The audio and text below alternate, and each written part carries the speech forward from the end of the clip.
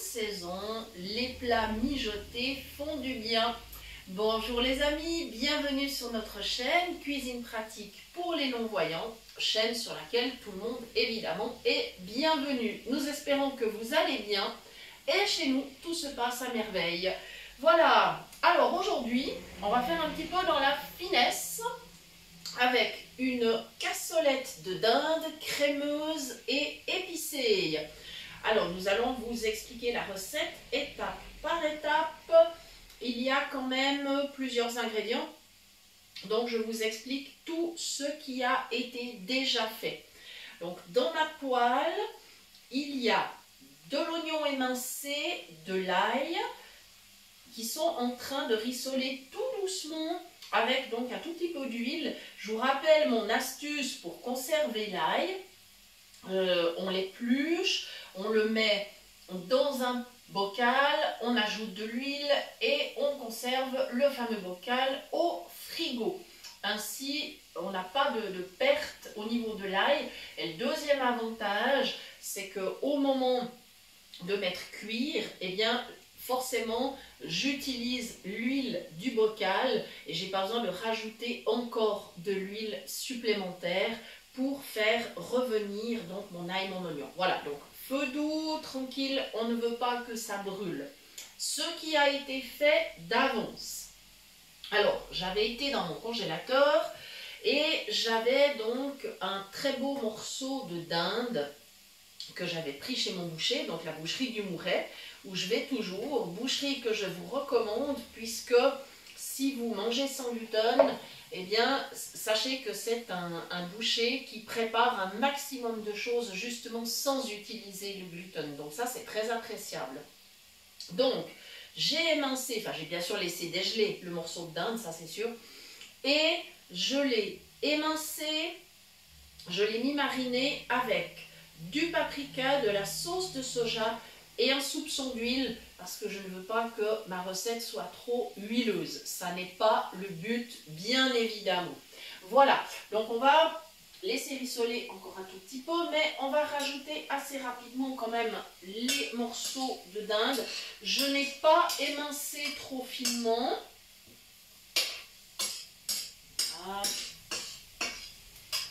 Voilà, ça se passe très bien dans la poêle. Évidemment, c'est une poêle à bord haut, vous vous en doutez, afin de ne pas en mettre à côté. Et voilà, je vais chercher mon saladier. La dinde, donc là, il y en a pour 4 personnes, environ 6 à 700 grammes de viande de dinde. Voilà. Mais j'avais acheté un morceau entier parce que j'aime beaucoup faire l'émincer moi-même. Même si mon boucher m'a proposé très aimablement de me le faire, je lui ai dit que non, c'était ok. Voilà. Oui, j'ai bien fait de prendre une poêle à bord haut. Il faudra bien tout ça au niveau de la place. Voilà, le saladier, il part pour la vaisselle.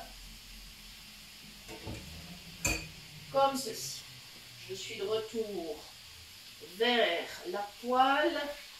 Alors je répartis ma viande avec la spatule. Voilà. Et je ne mets pas un feu trop fort. Voilà. Et évidemment, maintenant je vais devoir commencer à tourner mes morceaux afin qu'ils soient rôtis de tous les côtés. Voilà. J'ai évidemment mis la viande à dégeler toute une nuit parce que d'abord c'était un morceau qui était assez grand et surtout, et en ce qui concerne les viandes, je n'aime pas du tout utiliser le micro-ondes pour dégeler. Enfin, je vous dis franchement que d'une manière générale, je n'utilise jamais le micro-ondes pour dégeler. Je préfère que ça se fasse en douceur. Et voilà, je vais monter un tout petit peu le feu. Nous allons faire une mini pause le temps que ma viande finisse de rissoler. A tout de suite. Nous voici de retour pour la suite de la recette. Alors, viande à rissoler. J'ai ajouté du persil frais. Alors moi j'ai du persil frisé, vous pouvez utiliser bien sûr du persil plat. Il n'y a absolument aucun problème à le faire, ça c'est votre préférence. Voilà.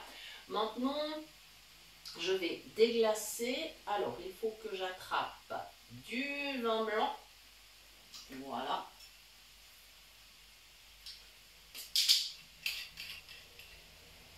Et là, ça va être à l'oreille. Voilà, je pense qu'on est OK parce qu'on va également mettre de la crème. Et on laissera bien sûr mijoter. Il restera encore un petit ingrédient à ajouter. Voilà, je vais baisser gentiment le feu.